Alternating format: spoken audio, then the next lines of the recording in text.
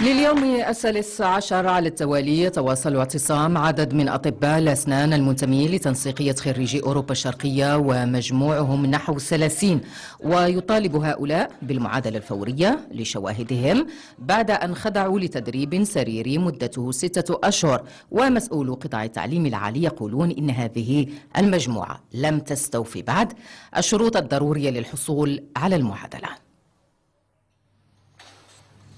3 ديال الافواج في الرباط والدار البيضاء اجتازوا المباريات اجتازوا التدريب، وتم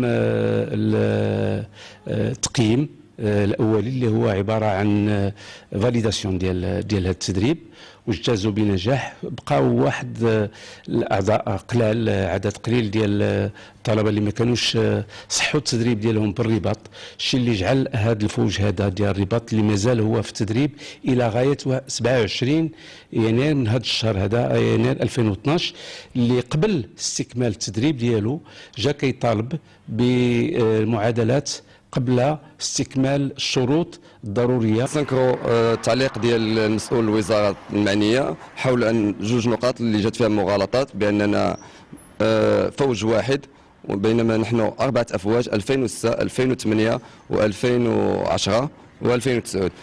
عندنا وثائق كتثبت هذا الكلام اللي كنقولوا. المغالطه الثانيه هي اننا ما استوفيناش الشروط ديال المعادله اللي هو تدريب سريري لمده 6 اشهر، بينما عندنا وثيقه بان دخلنا لهذا التدريب بديناه في 16 ماي 2011، وعندنا وثيقه كطالبنا الوزاره بها بانجاز تدريب سريري لمده 6 اشهر.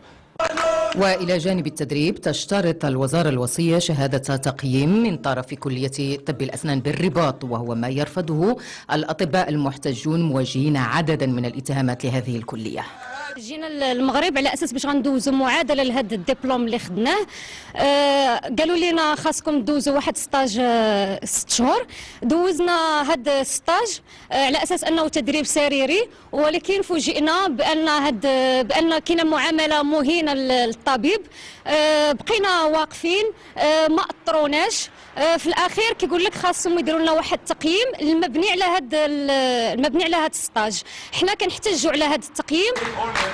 وتطالب التنسيقية بتدخل الجهات المعنية لحل هذا المشكل، وتشدد على أن اعتصامها سيظل مفتوحا إلى حين الحصول على المعادلة المغربية لشواهدهم المحصلة بدول أوروبا الشرقية لتمكينهم من العمل بالقطاع الخاص.